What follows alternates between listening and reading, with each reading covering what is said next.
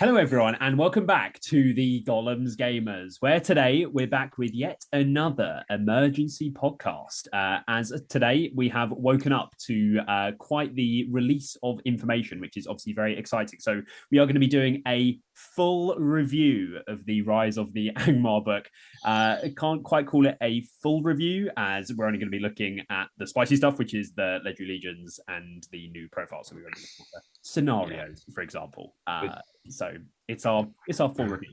Now, as always, you can find us on Instagram, Spotify by following the link in the description down below. For the Spotify listeners, I'm joined by Sam and Ali, and we have a very special guest from the Any Heroics channel, podcast, all that sort of thing. We have Dave Farmer joining us yet again. So thank you very much for hopping on. It's a Saturday, so but it's a very rainy Saturday here in England, so we all have time to emergency pod. So the things that we woke up to, I will leave the links to all these in the description if you haven't seen, but there was an article uploaded by Sprues and Brews, who I believe also did one for the Fall of the Necromancer and the Defense of the North and stuff as well. They get sent like a book. So they've done a write-up on basically everything in the book. So I'll link that in the description. And then there's also one video that has gone up by someone from the States. This channel here, kind of flicking through the book. They were sent a copy. Now, the actual text and everything is quite hard to read. So someone has actually... we get the magnifying glass stuff for this. Yeah, but someone's managed to transcribe almost all of the book. So that we have this document here with everything listed out in a text format. Now, you should take this with somewhat a grain of salt, though, as obviously it's blurry images. So most of it we think is pretty accurate, but there could be the odd number here that is back to front or something like that. But the bulk of it... Yeah, threes look like fives, and fives look like sixes, and it's a little bit tricky to tell from the pictures. But we have already kind of spotted some of the errors and corrected them. But yeah, take it with a pinch of salt. But okay, I guess we get into things. So starting off with the profile. So looking at Arnor, we have Aranarth, who is the first chieftain of the Dunedain, 80 points. He's a hero of valor. He's fight 5, strength 4, D5. 2 attacks, 2 wounds, courage 5. He's 3/2/2, which is interesting. Armor, sword, and bow. He has heroic accuracy and strike as well, which you might not expect to see. He has expert shot, so he gets the 2 shots per turn. And then for his special rule, Chieftain of the Dunedain, which is a passive. If your force includes Aranarth, then if your force includes Aranarth, there's a typo there. You may include Rangers of the North and Dunedain as if they were from the Arnor army list. Also, for any Rangers of the North and the Dunedain, within 6 inches of Aranarth count as being in range of a banner. Any Rangers of the North and Dunedain gain the Arnor keyword. So any thoughts on this guy? So he's sort of like exactly what you would expect. Like Ultimate Universe Arathorn. 2 attacks instead of 3, 2 fate instead of 1, expert shot, extra 5 points, Hatred Angmar, as far as I can tell. Yeah, it's pretty much what you'd expect. The interesting thing for me is like, this is like, I guess, Battle of Fornost era Dunedain, essentially. Yep. So you can't have Halbrad with the banner. So that's why you give him the banner. Yeah. Is there any way for them to get the Rangers bonus? I mean, it's not like Rangers are OP or anything anyway, but like, is this guy in the Arnor Legendary Legion? I think so. Because that would make you could get Rangers with the 4+ Malbeth save if you were including them like that, which maybe not for later. But yeah, I don't know. I honestly, the Rangers army list is kind of boring and not very interesting. So this guy is kind of boring and not very interesting in my mind. There, Spice. I mean, it just means you can bring some 1-point might hero drops, really. In that's the main point of it. Is he the first expert shot with only a strength 2 bow? As far as I'm aware, the only expert shots are Haldir, Brasku, Marden, Drya. Marden. Yeah. It's because it's on my mind because new edition coming, and I'm like, maybe his time will come, and then he'll just get like legacied. Okay, at least this guy's got a 3+ shoot value though. Yeah. 5/5 striker though, is nice to have in with accuracy and expert shot. It's nice. Yeah, it's not worthless, but I don't see this guy being played very much, at least until things change. competition. Like No. Arnor doesn't need a character like this, really. I mean, as we come on to later, I imagine he'll be second to the other mid-hero point character you're probably going to get. He'll be 4th or 5th choice in an Arnor army list, which means you won't see him. You won't see him. Okay, so we will move on to someone who we might see a little bit more, which is Argadir, who we did have some idea about his profile beforehand. So he is 85 points all in. So he is fight 5, strength 4, D7, 2 attacks, 2 wounds, courage 4, 3-1-1. So he's only 2 wounds. Expert rider. 1 fate. Yeah. So he has sword, shield, war spear, and a horse. He has march and defense, which we were speculating about on the previous Emoji pod. And he has master of battle, hatred Angmar, and expert rider. So, bro, this guy's he's pretty good. So the only thing I'd say about this is, like, being on balance. Actually, his main point of comparison, because he's a marcher, is the captain of Arnor, and he is 30 points more than a captain of Arnor. Yes, and also as well, if you're taking him, because you get all of the other things obviously in his profile as well, which makes him, so killy and things. And do you want to be using his might to march? You'd feel kind of bad about doing that, maybe, where with a captain role, so and you say, for me, like, you can't take this guy on foot, can you? He has to be mounted. Yeah. So you can't even say. Yeah, you couldn't, because if you could take him on foot for 75, I think you might do that, just because like Master of Battle and the extra might point, and you just save coach 4 as well. It's like, why is he just better in every way? But how much is Captain Arnor? 55 with a shield. Yeah, so 30. You're basically paying 20 points extra for the rules. Yeah. Yeah, you pay for the might point, you pay for the courage point, and then you pay for, well, I guess War Spear sort of doesn't really. You pay 10 for the horse, and then you pay Master of Battle, and then Expert Rider and a War Spear for 5 seems about right. It's quite comparable to an Iron Hills captain, considering it's the only other 5+ Master of Battle in the game. Yeah. This guy bumping up to because like accurately pricing a 5+ Master of Battle is a bit tricky, because like it's like actual value changes so much from game to game, which is why I don't know. Like, this guy is like really good, but also, well, actually, defense is really cool as well. Having a defense model is really valuable. March and defense in there for 85 points, with obviously all the other kit he's got. I don't think he is an auto include in every Arnor, though. No, I don't think either. I think it's when you get those slightly weird points where you don't really want 2 captains, but then you go for him and just have the one instead. We'll take take him with the March. In what is essentially a horde army, being a hero fortitude that isn't like almost, I mean, it's not actually close to double, but he's not that far off. He's like 1.5 times more expensive. Like, that does hurt your prospects a little. Yeah. And he doesn't have strike. So like the second striker option, Arnold doesn't really have a second striker is the thing. Like, there's Ardui. They have Aranarth. Exactly. So actually that is kind of valuable in its own way. Yeah. Okay, well, that's Argadir.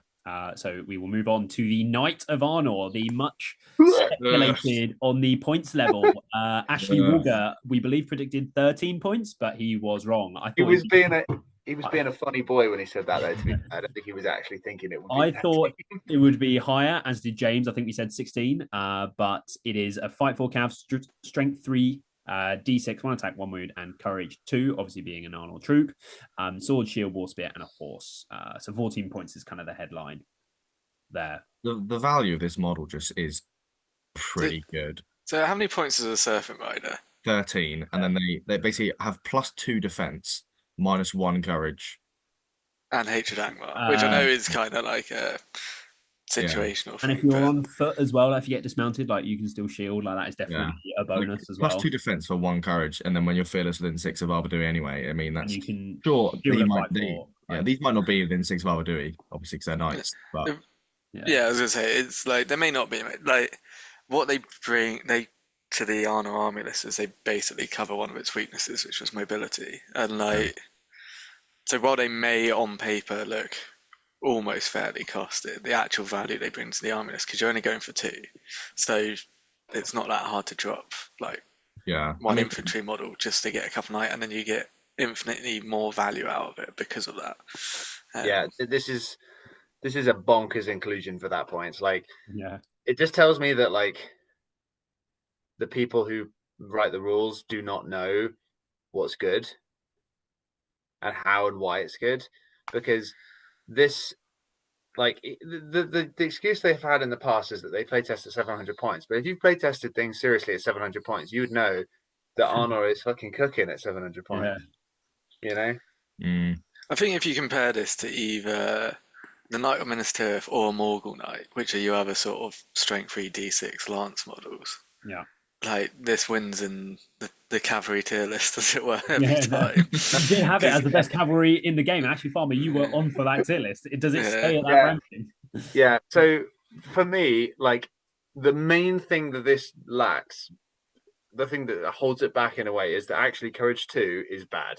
Yeah. In the case of this, you can't mitigate it as easily as you can with the rest of Arnor's Courage 2, where you're blobbed up. So these guys, like, I'd honestly be tempted to take a couple extra than you normally would, just because, like, unlike Morgul Knight, who does have Courage 4, this thing, you don't want your, like, objective attackers. You break on the final turn right before attacking your opponent's back objective, and then he just decides he doesn't want it. Yeah, you don't feel confident sending this. Becomes a bit more like a off. Warg Rider sort of. Yeah. Yeah.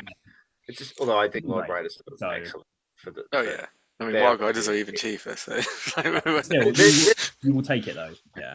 Continues the Arnor thing of having Hatred Angmar for free, which is like, why do, I mean, we'll see it in a bit. Why do, like, profiles like the Men of Carn Dum have to pay for their special rules, or like, you know, basically, I think fiefdoms. Yeah, accurately costing these profiles.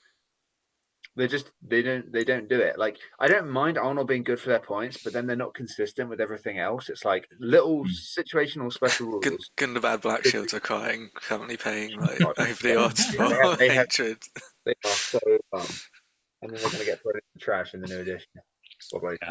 That's the thing. Like, I like 650. You had like you get like what 48 models at 650, and if then you then say you swapped 4 knights for. You took 4 knights to instead of 2, just now, to make the interesting thing on that though is that Jake was on record on our Articon preview saying that at 650 he would not include any of these. Yeah, but he lost to Farmer, so what does he know? Maybe. But yeah, he was, so you get the 48 models, and like, as soon as you start, from that. There's a reason why Jake isn't on this pod today. It's true, we have the Articon winner here. So I guess like you'd go down to say 45 models if you took 4 knights instead, which you could have 46 and still get like 3 minimum. 3 of them, yeah. And that's crazy. It's pretty for me, good, that is just an unbelievably massive upgrade for the ability to play like scenarios and stuff. Because 46 is still, and being fight for cavalry with a lance, they actually do hit pretty hard. Yeah. Also, bearing in mind that would then be the Legion. Like, if you start trying to mess around and say, like, rather than the double captain, you start taking the other guy, then suddenly at 650, it's like, okay, that actually is, you're losing a lot of models. Yeah. That's it. And you're not gaining that much. Like, the Horde is probably still the best way to play it. Yeah. But also, well, we will come on to the Legion. You're going to get the. Yeah. We will leave it there for the Knights of Arnor for now. We will circle back later on the Legion. So, but moving on to the Minas Tirith part of the book, we have Earnur, I think is how you say it. So he is a hero of valor.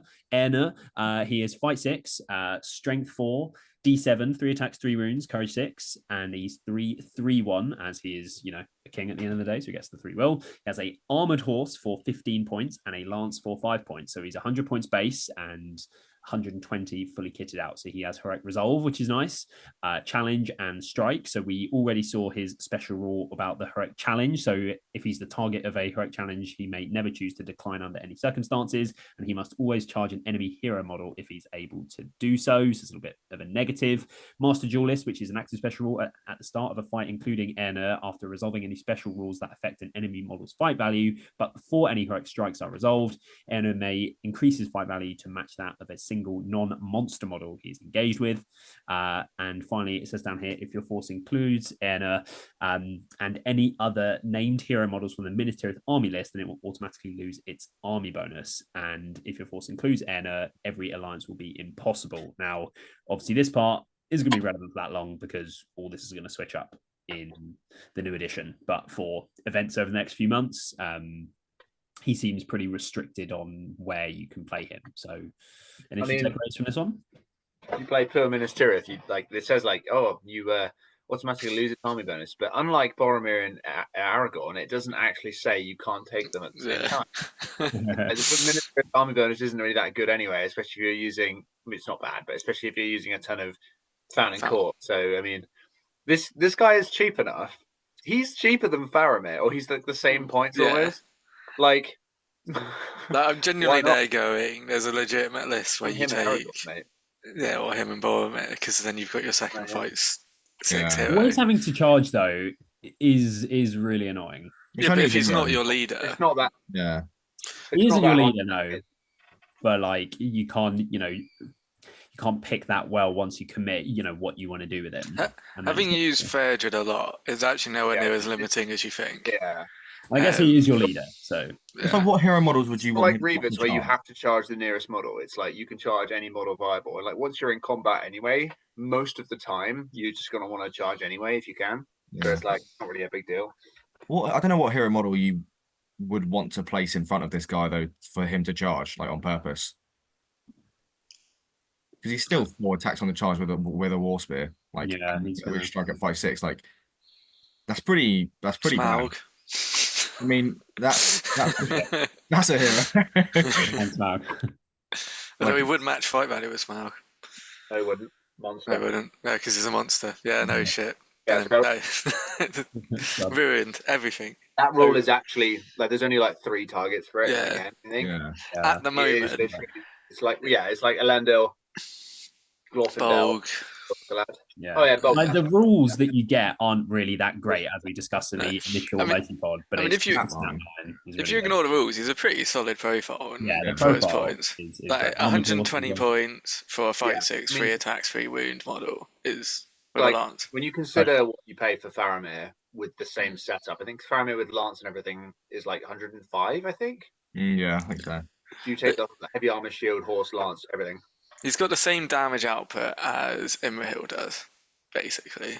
Yeah. For 40 points less, or whatever it ends up being. Definitely. Imrahil's only. Wait, is he? I think. No, isn't he? So you're right. Yeah. 160. Obviously, he doesn't get like as good as special rules, but. Yeah, I mean, this guy is also the model for this guy is toasty. I love it. Yeah. To be honest, not anything super inspiring. Like, I don't think he would be a good linchpin, but as I was saying, like, I actually think the fact that you can take him with Boromir and Aragorn is probably an oversight.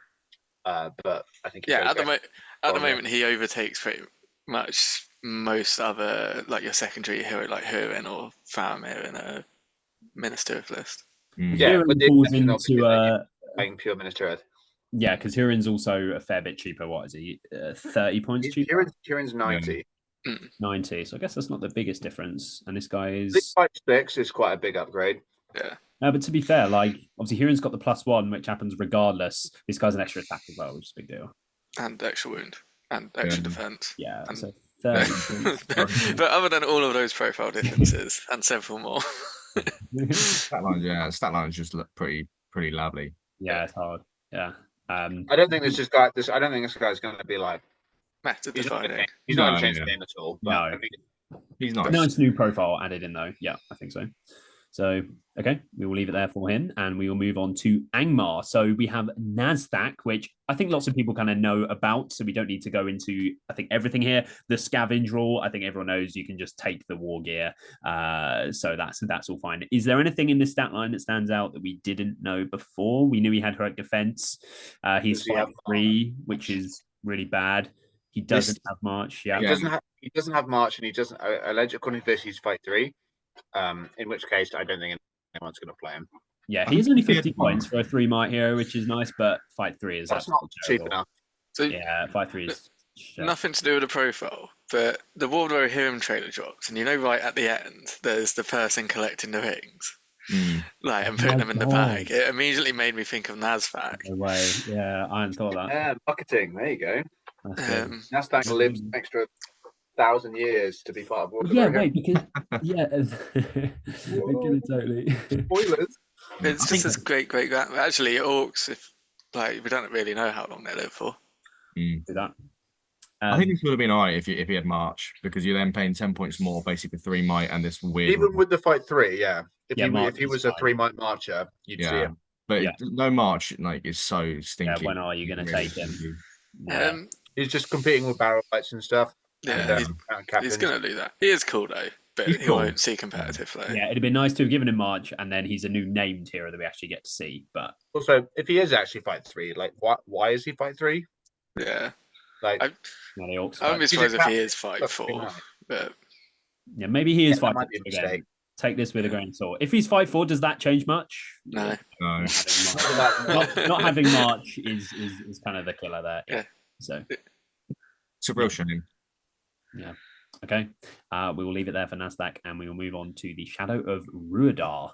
Rhudaur is 80 points, so Hero Fortitude. So we have a Fight 3 model with Strength 3, D7, 2 attacks, 2 wounds, Courage 6, 2 Might, 5 Will, 1 Fate. So 2 Might for a Spirit model is interesting. Challenge? Surely not. Heroic Challenge, interesting as well. So Spellcasting... That might just be misreading. We have Drain Courage on a... That's got to be Heroic Channel, surely. That could totally be, maybe. Yeah, well, I don't know why. Actually, yeah, to be fair, it's got to be. Heroic Channel seems far more likely. So Drain Courage on a 3+, Curse on a 3+, Wither on a 4+, and Sap Will on a 5+, all with 6-inch casting ranges. Blaze of the Dead and Terror, which is fairly normal to see. And as special rules, we have Herald of Doom, which is in passive. At the start of the game, select 1 hero model in your opponent's list. While the Shadow of Rhudaur is within 6 inches of them, they suffer -1 to fate rolls and -1 courage, which is very interesting. Then we have Powers of Angmar, which is an active special rule. If the Shadow of Rhudaur rolls a natural 6 when making a casting roll, then the channeled version of the magical power will be used if it is not resisted, which is very spicy. I think this is Brawl Gear. But like it's Brawl Gear like outer shell, like exoskeleton. But I think I prefer this to Brawl Gear, like by a fair bit. I don't actually think he's great for 80 points. No, I think the lack of paralyze is a pretty obvious.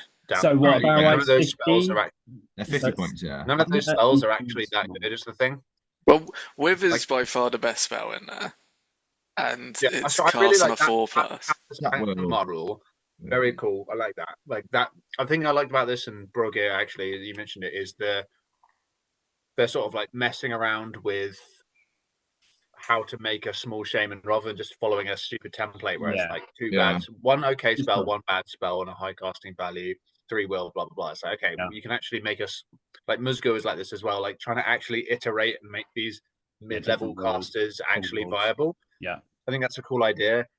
I think with those spells, it's like. So what are the channeled? So they're all D3 basically. Yeah. So curse removes all the fate. So curse is the first model with curse, apart from the necromancer, I think. Yeah. And curse removes a fate point, and if you channel it, it's all the fate points. Yeah. Which D3 on all these is okay, but also it's not that good. I'm assuming this. D3. I'm assuming this passive stacks with normal Harbinger. So I mean, yeah, that's what I was thinking. Yeah, the courage. Doing -2 on someone. Oh, yeah, that's the most interesting thing. The problem with all of it is it's only 6-inch range, which isn't small. But hero as well. So you've got it's like the 2 attacks is a bit interesting because like obviously barrels only have 1 normally, and it becomes a and 2 might. It's like, but it is more expensive. Going to cry with that. One to his Arkenstone rolls. He's like, no, just roll a 6 each time and be fine. The thing is the fact that you can, like, even if you drain courage once and they don't resist it, then they're like suddenly at -3 to their courage. Does anyone want an FAQ question? Go on. Does Malbeth and like Channeled Fury and that count as a fate roll? Yes. No. It says there is an FAQ about that, I swear. It basically says similar to a fate roll, so I would imagine everything that affects. But similar is not that clear on. I can't remember the exact wording. So you can might it because it is as a fate roll on those ones. Yeah. But I mean that is so, which would imply that you probably can. But well, on the bear save they specifically say you have to roll a natural 6 now, but that's still written using the sort of framework of the fate roll. Yeah. But yeah, no, there's an FAQ question that won't get answered before the new edition. So yeah, I think it's a pretty cool profile with some interesting rules. Yeah, if he had Paralyze, he'd be worth it. Without Paralyze, he's a bit expensive. I was going to say, finally getting access to Paralyze would be cool, because it's been locked in the cupboard for the entire existence of the rules. Because will you be taking one in your Angmar lists? I just don't. The thing is, it's a case of I don't know what he replaces with. Like, what does he substitute for? Well, you're still going for the Witch King, so you've already got your main caster, and then a Barrowite's a cheaper secondary caster.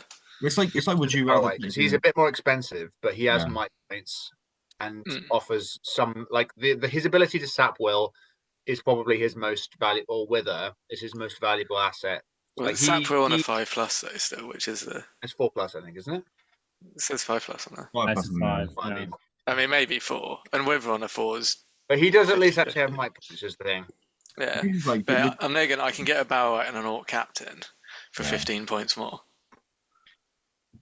Well, I guess with this the Angmar Legion and stuff, I mean, you can take the Tainted and say if the Tainted, would you rather have a Tainted that has better casting values at 12-inch range than this guy? Probably 30 there with the horse. Yeah. I think he's 10 points too many. Yeah, I was going to say people don't take the Tainted in Angmar anyway. Like they already don't take the second race. So yeah, but if in that Legion you semi have to because you can't really take it. Oh yeah, I suppose because of the weighty thing. Well, we'll come to that in a minute. Yeah, I think he's interesting, but I think they've maybe missed the mark on the spells he's got. I'd like to use. I don't think you can make Curse good. I'd like to try him out, but yeah, I don't think he would. He falls down on the pecking order just a little bit to make a profile. Unless we're missing something from his rules here. Well, I think as well. So if he's included in the Legion that doesn't have Gulliver, then if you make him too cheap, then maybe he's too good. Because now you can fit in a lot more things because you're not spending the points on Gully. So then you can fit in, this guy and 2 Barrowites. But Gully wasn't an auto included in all Angmar lists. Yeah, you're kind of spending. You were spending it on You're spending it on a Wraith anyway. Like it's like you have 70 points to play with if you take a Tainted instead of Gulliver, and it's like. You just don't have basically the Witch King obviously becomes a little bit of a super beast model in the thingy, but I'd like to use his model, but I just don't know where he fits. I don't think he fits well enough into the list. We will come on to the Legion and how he fits into it as well. So we will move on from this guy for now, and we will go to the Shade. Do we know what a Shade does? Very interesting. So 75 points. Now, what are the main changes here? Shall I just read the rules? Everything has changed. So I would advise you reading the whole thing. I will read the entire thing. So no, movement's the same. 75 points. Hero Fortitude. He is Fight 1, Strength 1, D8, 2 attacks, 3 wounds, Courage 6, 0 Might, 4 Will, and 1 Fate. Blaze the Dead and Terror, which is the same. Now we have some rules here. The Conduit of Angmar, which is a passive rule. If an Angmar Ringwraith model is within 6 inches of a shade, they may use the shade to determine line of sight and range when casting magical powers. Additionally, after making a casting roll within 6 inches of a friendly shade, an Angmar Ringwraith model can choose to deal a single wound to the shade to add 1 to the casting value. Then we have Swirling Mists, which is an active special rule. At the start of the shoot phase, before heroics are declared, a shade may expend a point of will to activate this ability. For the remainder of the turn, enemy models will suffer a -1 to hit penalty when making a shooting attack that targets a friendly model within 6 inches of the shade. If the enemy model is within 12 inches of the shade, they will suffer -2 instead. And then we have Ghostly Resolve, which is a passive special rule. Friendly Angmar Orc models within 12 inches of 1 or more friendly shades, add 1 to their courage value. What a fucking insane switch up here. Jesus Christ. How many points was the shade before? 100. 100. So completely snapping. I guess the first thing, I assume that this Conduit of Angmar thing, that is basically, you can then do 18-inch spells with your Wraiths, right? Sort of, yeah. Because if your shade is within 12, and then you're 16. Yeah, I mean, if you're perfectly lined up. Yeah, but like, he doesn't line of sight.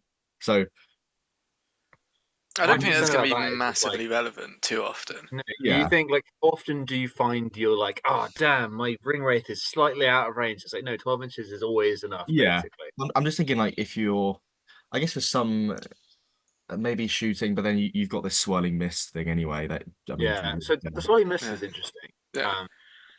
It really upsets my Theodred's guard who used to love going into Angmar because it suddenly goes to throwing spears of crap. But I mean, I prefer this just because it's less of a annoying profile than the old Shade profile. -1 to combat was oppressive as hell. And -1 to combat basically broke the matchup into like a ton of good side stuff. So they're basically going, Angmar has a big issue against shooting, so they're trying to somewhat make that less of a big deal. Yeah, I quite like Angmar's main strength and turning it into and slightly mitigating one of their main weaknesses, which I'm not sure I really like, but whatever. I think the Shade was always like going in some form or another. I think it's cool they kept the profile, but like anyone who's been like married to the concept of the Shade is like it was on borrowed time because that shit was always going. So this is pretty cool. I mean, this is an interesting one. Just another FAQ question while I'm here. It's like, so can you bump up a Ringwraith's casting value above 6? I would imagine probably not. No. It'd be cool if you could, though. I mean, there's nothing saying that you can't, because it just says you add 1 to the casting value. Yeah, that's my FAQ question. Would be interesting. Well, then you could force someone to might to stop it, I guess. Yeah. Also, you can't might higher than a 6, so there probably is some rules that says you can't. If you can't might higher than a 6, then surely you can't. In the book. Higher than a 6, right? You roll a 6 and there's +1. Well, you can't physically get to 7 now, so. Right. You fucking idiot. It feels like a Shade Scott kind Warren, of thing to do. Scott Warren could have rolled a 7. What's your D7 dice, huh? The +1 courage is cool as well. Like, I think they've decided. So I've noticed a trend in this that we'll see it in a minute with the Carn Dum shaman guy. But like, there seems to be like some inspiration from AOS, and there seems to be like buff bubbles. Yeah, I like that. I like that game. One thing I just kind of realised in this, which is quite a big difference, is assuming this is right, he's courage 6, and because he's going to be behind the line, he actually becomes a really good standfast for Angmar. What was he before? Sorry, what was he before? Was it 1, 2 or something? 1, 2. Yeah, the main way to get rid of a Shade was somehow break the army and then it ran away. To be honest. Yeah. And didn't he have way more will before as well? He had 8. He had 8. Yeah. I mean, 4 will cover the rounds of shooting, basically. So yeah, it kind of just makes it because you're not spending that will any. I mean, you might want to save maybe 2 or 1 for if you whiff a courage test towards when you're broken and stuff. But I mean courage 6 though. If you actually get courage 6, that's a huge change. You're going to be spending that, nearly the whole time anyway on the swirling mist thing. So it kind of does make the will not. I wonder if you can use this fate point on the Conduit of Angmar wound. I suppose you probably can't you? So deal a single wound. I don't see why not. This is you do the wound, you fake the wound. Yeah, I was gonna say you've taken a wound. You might. I think the profile's all right. 2 attacks isn't you as well, but yeah. Why has it got 2 attacks? That seems odd. I don't know. Doesn't even have drained soul. What the hell? No. Weird, like again, 75 point. I don't know. I think it's cheap enough to still be included. I still would. Well, I think Angmar is going to look so totally different. There's going to be a while of like figuring out what is. Yeah, figuring out what's points still sucks, and because before the Shade kind of mitigated that by being like insane, like it would buff your army to an absurd degree. I don't know if the degree of buffs this provides is enough to warrant it. I think he takes. But he is 25 points cheaper, so it is one of those ones where is the saving worth the lesser impact. You're also going to take this guy over the Shadow as well, so that the Shadow having 2 may make that a difficult choice. But yeah, this is cheaper. So this guy's buffs are pretty cool. Yeah, to the whole army is pretty good. Yeah. Yeah, I think buffing your own guys as opposed to nerfing the enemy is a better way to make the Shade. And courage 3 orcs going into terror. Yeah, the +1 courage is going to be quite handy. Rolling 8s is a lot easier than 9s. Yeah, and if there's a Wraith, rolling 8s is so. Yeah, okay, so a very reworked Shade here. We will see how it fits into the Legion a little bit later on. So we will move on. Sorry, this is a real quick thing. I'll be interested if that. I meant to mention it when we were talking about it. The swirling mist. Is it possible to make it so that you can't hit? Like, if, for example, you're playing AOL goblins, is it going to make it possible that you can't hit at all? Can you? Because like this is the first time there's been anti-shooting that hasn't been straight sixes required. Yeah, it's just new. Yeah, it's just minus. Yeah, but you can never go lower than a 1 if you are unarmed in combat. So I feel like you would. Yeah, but unarmed models rolling to wound, they can be unable to wound. So if you need a 6 to wound, you can't do it if you're unarmed. Yeah, if you move and now you're -2. So like low shoot value shooting is gonna not like this. I could see that being a thing, yeah. If you need it. You're saying this is secretly the anti-AOL model now. Well, yeah, that's what I was wondering. No, it is a active rule though on here. So actually, you could just be transfixed and then doesn't matter. But yeah, okay. We will leave that and we'll move on to the werewolf profiles. Interesting one here. So 25 points, and it is a 10-inch moving werewolf, fight 5, which is very spicy, strength 5, D4, 2 attacks, 2 wounds, and courage 5. So they have claws and teeth. Well, this guy's got claws and teeth. What? Fell sight as well, which is a lovely inclusion. I love that. Terror as well, very cool. And then feral charge, which is a active special rule. When a werewolf charges an enemy infantry model, they gain knock to the ground as if they were cavalry. So 25 points. What do we think for this spicy boy? I like this. The only thing is that's on a 50 mil base. That is poo. It's poo-doo. Having said that, though, I think this is very good. Yeah, I don't think it's ever going to be. I don't think it's going to be super viable to have loads of them. But like as like 1 or 2, like there's a lot of points. But like courage points for 2 is a lot. 5 2 attacks, and the movement 10 fell sight thing really does make them good as well. On a 50 mil base, though, it is harder to get round, corners and stuff. But like these guys are going to be the absolute kings of harassing back objectives because like I was going to say they're going to be your objective grabbers. Like, yeah, you'll be like, okay, these guys are going to be like out of sight behind a building near your back objective. It's like, okay, you've got 2 models there, 3 models. It's like, cool. Well, he's going to wait until the last turn and he's going to spring out, he's going to kill both of them, and then boom. Or, 5 as well. That is crazy. If they weren't on a 50 mil base, they would be way too undercosted if they were just like a cavalry base. Why are they spirits though? I'm not sure. Because that is in the lore. Elrond eating good. He's like, yeah, werewolves. Kill these bitches. Yeah, also, but 2 attacks, 2 wounds at fight 5, strength 5 with a knockdown. My initial impression of these guys is they have kind of nailed the cost correctly. They may be marginally too cheap, but I think that will, if it comes down to it, the fell sight terror, it's a really strong combo for fighting, like skirmishing on back objectives. Like I think of them in comparison to giant spiders, and then see how good they are. Yeah, and in fact, actually, now that I've said that, giant spiders are better. No, they're not. Fight 4 strength. Fell sight is comparable to swift movement. Yeah, this shit gets knocked down. And it's a knockdown, isn't it? Oh no, hang on. It's only 5 knockdown at fight 5. Fight 5. Fight 5. Courage 5. Yeah. See that. And an extra defense. I think. Yeah, I think that is very worth it. Like even against elves on back objectives, like you're still tying. These guys won't work well in an actual battle line. They are literally objectives because of the size of the base.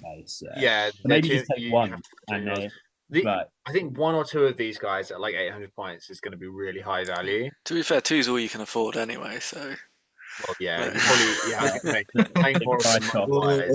I'm glad to be buying some next weekend. Yeah, I would want to take I'm never going to financially recover from buying. I'd love to take 4 Wild Wolf Chieftains with 4 in each warband, just going hell to leather, fucking just run. Yeah, that Legion will be kind of interesting to see if that's so conceivably viable. It's a bit of me. I want to try it, but I don't want to buy fucking. I don't want to spend $4,000 on werewolves. And that's it. I wonder how much different all this stuff is going to be in the new edition. I think most of it will stay similar. Yeah, I don't imagine any of this stuff will change heavily just because that would be crazy. Yeah, this. Honestly, this stuff makes me think that's going to give you some clues into how things are going to work in the new edition. Yeah. Okay, we will leave it there for the werewolf. We will come into the legion a little bit later on. We'll move on to the hill troll. So 75 points. People were wondering how expensive they were going to be. So 75. And they are fight 6, strength 6, d6. So the same as Burdhur in that sense. 3 attacks, 3 wounds, and courage 3, which is not very good. They have terror and throw stones. 12-inch range at strength 8, and they have 2 special rules. So Pathfinders, which is a passive rule. At the start of the game, if you have any number of hill trolls in your force, select a single piece of difficult terrain on the board other than a water feature. Friendly Angmar models do not treat that piece of terrain as difficult terrain. This still does not allow a model to fly in a wood, I think that's meant to say. Out of a wood. Yeah. Out of a wood. Yeah. And then Hill Troll Intelligence, which is a active special rule. A Hill Troll may reroll a single d6 in a dual roll when fighting solely against infantry models, but not monster models. And if your force includes Burdhur, he will also gain a special rule for the duration of the game. So Burdhur doesn't get a new profile then, not like the Shade. So I guess they figure because it's fairly okay as he is. Yeah, anyway. His profile's fine. Burdur's fine as he is. I think they by the looks of the pictures, it looks like new Burdhur and new Hill Trolls are going to be on 50s as well. Yeah, which is a shame because Burdhur is one of his strengths is his 40 or base. Yeah. I don't think 50s is devastating for trolls. Reroll 1 dice in a fight is okay. I actually quite like the ignoring that allowing. Basically, it's like that shitty rule from the Path of the Druidan, but like. It says any number of hill trolls. So actually, having one of these guys, it's kind of a shame Burdhur doesn't get this because if it was just Burdhur, like this would basically just make Burdhur better. Yeah. I mean, I imagine it's partly them trying to go. We know monsters aren't great without might, but if you take this, you kind of get a special army bonus. Is what it feels like. It's instant sum value to some extent as soon as you put on your list. Which, I mean. I guess the thing is, in some games, that rule could just win you the game near enough on if it's like Caesar Prize and you just got such a cursed bit of whatever in the middle of the board and you just make that. I mean, I think it's useful. Is it? I mean, it's not 70. Is it a monster handicap useful? I think that's the way that I should put it. I think at 5 points level, again, maybe you take one, but even then, I don't know.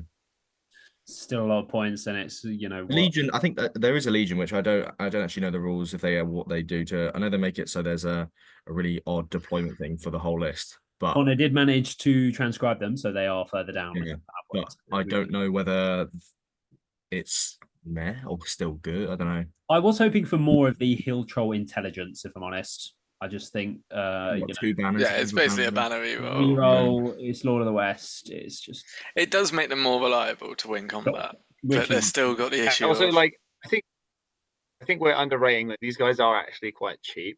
The thing is, what you actually getting: fight 6, strength 6, d6. A hill troll or 3 werewolves? I mean, yeah, that's it. I would go 3 werewolves. Yeah, me too. Yeah. So interesting. Yeah, that is the problem. Cool, they are, and they have very nice models. Yeah, I do think there is some of the nicest models that they're releasing. Maybe monster changes coming in the new edition will make these guys more appealing. That's it. I think basic monsters, particularly trolls, should be better because trolls are so iconic and they're badass and amazing, but they're just not viable. The amount of great troll scenes in the Lord of the Rings trilogy, exactly. Monsters with no knockdown or anything are just bit crap. It's what we really need is something to make monsters in general good that doesn't just make eagles and felbeasts great. Yeah, I am hoping from the new edition. It's kind of one of the main things. I'm hoping to see. Yeah. I mean, I think if you could make cave trolls viable, that would be amazing. I'd love that because then Moria would be just and these guys, ogres, all that sort of thing. Because they're great models all around. So. But yeah, these guys are cool. Anyway, let's move in. We will leave it there for the Hill Troll, and we will move on to looking at some of the Carn Dum things. So we have Aldrac, the Beastie Boy, that was revealed. 120 points, which is a big price there, but he has a great profile. He's a hero of valor. He has fight 5, strength 5, d6, 3 attacks, 3 wounds, and courage 5, and he has 3s across the board, which is great. He has a mace, shield, and armor. He has heroic strike and heroic strength. He has the Mighty Blow special rule, which is fantastic. I'm getting Thryden vibes there. And then he has a couple special rules. So the Warlord of Carn Dum, which is a passive rule. Any Carn Dum models within 6 inches reroll failed courage tests. And then Battle Frenzy, which is a active special rule. If Aldrac slays an enemy model in combat, then he may declare a heroic combat during the following turn without spending might, which we knew previously. So, thoughts on this? I mean, you mentioned Fried, and it feels like Aldrac, or Fried as he should be, kind of sort of profile. Well, I mean, that's a theme for Men of Carn Dum are very much in the Dunland mold, and I'm not that happy about it because I understand how and why they came to those conclusions, but like, could have done something a bit different. Yeah, you could have done something a bit different. I'd have liked to see them lean more into the fact that they're like genuinely evil rather than just like men who are at war with the good guys. Because Dunland aren't evil; they're just like the enemy's Rohan, right? And they do get misled by Saruman as well. But like, these guys are evil. You know, they worship the Witch King and all that stuff. You know, you could have done more with it, and it feels like they're just like another Dunland. In fact, any one of their profiles, you could port it into Dunland and be like, "This is the same." Yeah, and and it'd be fine. Yeah, we'll see that more coming up with the profile of the troops, but it's just one thing. I like rerolling courage test though. Yeah, that's cool. Battle Frenzy is a good rule. Rerolling courage test, I think, is fantastic. Like when I used to use the Shield Bearer a bit back in the last edition. Rerolling courage is actually really, really good. It's much better than it seems on paper. Yeah. One thing is that I think in the video, I don't know if it's, or at least what I saw, I think it says it must reroll failed courage test. I think if you fail it, I guess there's not very many. Yeah, I was going to say, when do you want to fail a courage test? There'll be somewhere if you want to end the game. Yeah, that's about it. Although you do have the freedom to move your models where you want them, though. Like Aldrac, if he's within 6, so you move him 6 inches the other direction. And then I mean his stand fast will keep them around anyway if they end within 6. So that's not actually that big of a thing. Also, the reroll will affect himself, which for a courage 5 hero is really handy because if you are -1, like for someone who's used Azog a decent amount, the fact that he is such an important model that only courage 5 is actually can be quite annoying.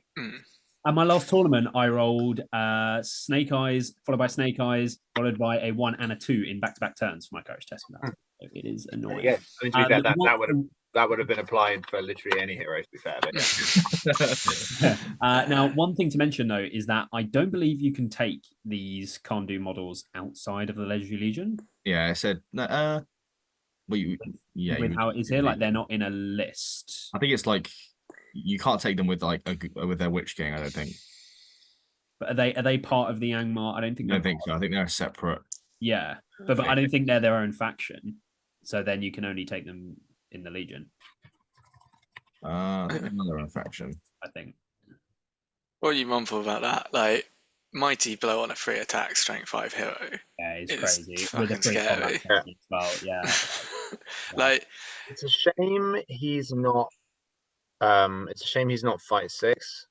I think that's the balancing bit. Not and I like they haven't just slapped on D7 to him as well. He doesn't have a horse though. Like I already think that's the balancing. He's a lot of points for a hero of valor. Yeah. Like he's like compared to Thrain. Like he doesn't have +1 to wound. Like if he also has strength 5 as well. Strength 5 is fine. Strength 5 is good, but like +1 to wound means that he isn't going to be going absolutely ape shit. Like I think he's well found. I think he could be fight 6 without breaking him at all. See, I'd just make him 10 points cheaper rather than fight 6. Yeah, I guess. I think him being fight 5 hero over 100 points feels bad though. I mean, based on the archaic rules of like you can only go to fight 6 if you're the lineage of Numenor or really big or Easterlings for some reason. He probably is slightly pricey, but I mean, I guess so. Like if you drop his points to 110, maybe I see that being pretty good. Like I quite like the way he sits. The main problem this guy's going to have is the rest of the Carn Dum stuff being uninspiring, not him being uninspiring, because he's pretty cool, I think, for his points. I mean, he's clearly very inspiring if he allows reroll courage tests. Done you there, mate. Well, let's move on to these maybe slightly less inspiring profiles, and we will discuss the Legion a little bit later on. No, we got the other hero first. Oh yeah, sorry. Fraecht, the vessel of the witching. 65 points. So he's a hero of fortitude. Fight 3, strength 4, D5, 2 attacks, 2 wounds, courage 4, and then 1 might, 4 will, and 1 fate. So with a staff and dagger, heroic resolve, and then the incantations of power. So after rolling for priority, you can spend a point of will to have one of the following incantations take effect until the end phase of the turn. So the first one is strength. So friendly Carn Dum models within 3 inches reroll wound rolls of a 1 when making strikes. Endurance, which is whenever friendly Carn Dum model, within 3 inches suffer a wound, roll a d6, and on a 5+, the wound is ignored. And then swiftness, friendly Carn Dum models that start their move within 3 inches are not slowed by difficult terrain, with the exception of water features. So we were speaking earlier about, buffing shaman sort of profiles, and this is pretty cool here, sort of similar to the Wood Elf Sentinel, with like you pick one thing, and that's your buff for that turn or your thing. I like it in theory as a concept. This is bad though. The 3 inches makes it 3-inch bubble. Really? And you're only going to do it 4 times. Yeah, fucking hell. And it's like 5+ save as well. It's like looking at Malbeth, and you're like, 10 points more. You get that because put it this way, rerolling ones isn't actually that great.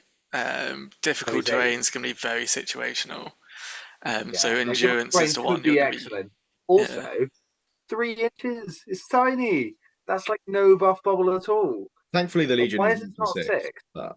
Yeah, but like, I guess you're not running this guy outside. This is already like you're not going to play Carn Dum outside the Legendary Legion because, as we'll see in a minute, the profiles are just not that interesting or that good. So it's like with Dunland, you don't use Dunland outside the Legion, and if you use the Legion, it's because you think it's cool. So you're just making something that's shit playable in the Legion. It's like this could be 12-inch bubbles, and it wouldn't be that good. That's what I'm getting. Like, I also think I would have liked to see him have 2 might. Because you're taking the might hit as well. I do at least like that he has 2 attacks because it means he has something to fight with. Like, it's cool. Like I said, this is a cool idea, but like for me, he feels like he should be 50 points or under. Like at the moment. Well, a 3-inch bubble is genuinely pathetic. Like that doesn't cover anything. A 3-inch bubble is like 6 models on your battle line. Wide, absolutely. And so you maybe, if you lose all of those combats, you're then and because as we'll and get wounded in all of those, you'd pass 1. So it's like the strength one in particular is gallingly terrible. Like they're removing feint, and feint is like already not that fantastic. It's like it's nice, but like no one's gonna miss it. And it's like cool, you can put feint back on your model for the low price of 65 points, and also it's like fucking 4 of the models, and you have to win the fight, and Carn Dum a fucking fight 3. Spoilers. Unfortunately, the whole idea has been executed absolutely terribly. Yeah, no, he's just not very good for his point. Let's. I think we move on because we'll talk about all this. Farmer won't make it too long if we keep chatting about it. So I will run through both of these profiles, I think, now. So we have the Captain of Carn Dum, who is 55 points, Hero Fortitude, of course, Fight 4, Strength 4, D6, 2 attacks, 2 wounds, Courage 4, and then the classic 2-1-1 for Captain profiles. He has a Armor, Shield, and Mace, Heroic March, obviously, and then Glory Seeker special rule, which is a active special rule, and you get +1 to wound on enemy hero models in combat, which is cool. And then the Warriors of Carn Dum for 9 points. Sorry, I'm not sure I said the captain is 55 points, but the warriors are 9 points. They are Fight 3, Strength 4, D5, 1 attack, 1 wound, and Courage 3. They also have an Armor, Shield, and Mace. You can give them a banner for 25 points and a spear for 1 point. So that's 10 points with the shield and spear. And they also have the Glory Seekers special rule as well for the +1 to wound on enemy heroes. Sorry, wait, is that I haven't actually seen these profiles. Is that Warriors of Carn Dum on 9 points for a Fight 3 D5 model? Yep. Oh yes. But hey, you know Dunland. One takeaway, Ali. You don't know one uses Dunland at 8 points. Yeah. I like the Glory Seeker special. That is a cool special rule for this. But the very concept that you would then take a completely non-used profile And like, yeah, it would be ridiculous. Like this profile could be 8 points with the spear, and it would still be like, good. But like, basically, in order for this to actually be good, it has to be like too cheap. Like Arnor is, by the way. Like, you're paying a point for courage, which doesn't help you. You're essentially like, it's just such a bad profile. D5 is such a holding things back as well. Like, I think they should be D5, but you could afford to make a profile like this too cheap because they go down like a sack of potatoes and they're fight 3. So if you fight against almost decent, these guys will lose more than they win, and the fact that they're too cheap just won't matter. I mean, is there anything they're getting a buff from that? Actually, like they get the reroll courage, assuming you take Aldrac or whatever his name is. The fact that there's no fight value buff in it, which I think is an intentional, like, we don't want to do too many fight value buffs kind of set up. But like, if you made his fight 4, they're 9 points, and being slightly overcosted would be justified because of the impact it has on the Angmar army list. But at fight 4, they wouldn't. I don't know if they would be slightly overcosted. Fight 4, they'd be correctly costed. Yeah. Even with, because then the Glory Seekers would be for free. If they were 1 point, if you wanted them to be overcosted and fight 4, you need to make them 10 points basic. Yeah. Because they are very overcosted, but you are at least getting fight 4 for your own arm, which would be an interesting change of pace. But then I don't think you can take this in Angmar. I think you can only take it in Carn Dum. I imagine there'll be a thing coming out saying you can use it in Angmar. Like, Captain of Carn Dum, so just to sort of backtrack slightly, Captain of Carn Dum peculiarly is only strength 4. Yeah. I mean, he's fine as a profile. He's a captain. Fine as a profile, but also it's worth mentioning that like he's also like quite expensive for that. Like, so he's I'm looking at that and I'm thinking, he's an all captain with shield and +1 courage and the Glory Seeker special for 10 more points if you account for the shield. Yeah. Which is like Glory Seekers is a cool rule. Captain courage 3 or 4? 3. You really shouldn't be paying points for Glory Seekers because wounding enemy heroes is not something that it's like we're not paying points for Hatred Angmar. We shouldn't pay points for Glory. Yeah, these are really bad. It's a shame. Yeah. I don't think the captain's really bad. He's just. I think the captain is terrible because he's associated with. Taking the profile in a vacuum, he's not awful. If that guy could just be dropped into like Angmar normally, then I can see it because you get the extra courage. Because he's a little bit better courage, and Glory Seekers you pile in, but also Glory Seekers would be miles better if he was fucking strength 5 like he should be, but he's not. To be fair, I mean, if you ally Angmar, him going with like a Barrow-Wight into a paralyzed hero actually is pretty solid. A lot of setup for something that you could do. Yeah. It's like saying my Burdhur would do well if you paralyzed the opposition first. It's like, nah, he wouldn't. Admittedly, like he'll fluff his rolls. Unfortunately, all of these, apart from the big leader boy, all of these Carn Dum profiles are frustrating. Do you reckon it's because they didn't want to upset the Dunland players by giving them competent Dunland? Yeah, but I just think these guys I think it's very people. This is really funny to me, by the way. People say like, "Oh, it was like GW would release something OP and then nerf it immediately." It's like these guys are like the new Forge World hotness. Like clearly they don't know what's OP because you wouldn't release it if you were trying to release something OP to drive up sales. This is not what you would release.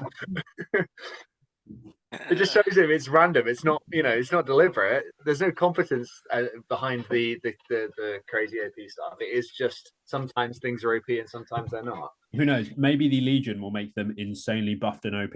We will come on to that soon. Cool. We'll move on to now.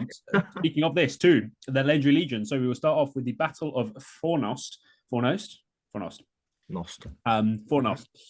So the profiles that you can take in this Legion, the composition is Earnur, Glorfindel, Círdan, Aranarth, Captain Minas Tirith, High Elf Captain, Ranger of the North, Dunedain, Rangers of Arnor, Warriors of Minas Tirith, Knight of Minas Tirith, High Elf Warriors, and Hobbit Archers. So you must always take Earnur and Glorfindel in your force. Only Gondor hero models can lead Gondor warrior models, and only elf hero models can lead elf warriors, sort of to be expected. Hobbits may only be in the warband of a ranger of the north or Dunedain, in which case they will count as a minor hero. And then I thought it meant the hobbits will count as a minor hero. Just like, whoa. So the special rules for the Legion is Earnur's Defiance. Earnur cannot have his courage value reduced by special rules or magical powers.